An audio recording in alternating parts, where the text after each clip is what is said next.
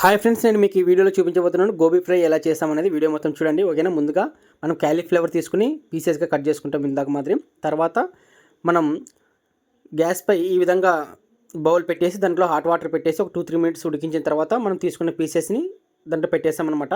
తర్వాత ఉడికిన తర్వాత మనం ఈ విధంగా ఆ పీసెస్ మొత్తం క్యాలీఫ్లవర్ పీసెస్ అని సపరేట్ తీసుకుని వేస్టేజ్ వాటర్ని ఈ విధంగా పాడేస్తామన్నమాట. తర్వాత మొత్తం మన క్యాలీఫ్లవర్ పీసెస్ ఉంటాయి కదా, నీట్గా ఒకసారి క్లీన్ చేసుకున్న తర్వాత ఈ విధంగా మనం కార్న్ పౌడర్ అదేవిధంగా కొంచెం మైదా పిండి కలుపుకొని ఈ విధంగా మిక్స్ చేసుకుని దానికి తగినంత సాల్ట్ వేసుకుని ఈ విధంగా కలిపిన తర్వాత మిక్స్ చేసిన తర్వాత ఈ విధంగా గ్యాస్ స్టవ్ పై ఈ విధంగా పెట్టి ఆయిల్ పెట్టి బౌల్ పెట్టేసి చేసిన తర్వాత ఈ విధంగా చేసి ఫ్రై మాదిరి చేస్తామన్నమాట. ఈ విధంగా ఓకేనా. ప్రాసెస్ మొత్తం చూడండి, ఓకేనా.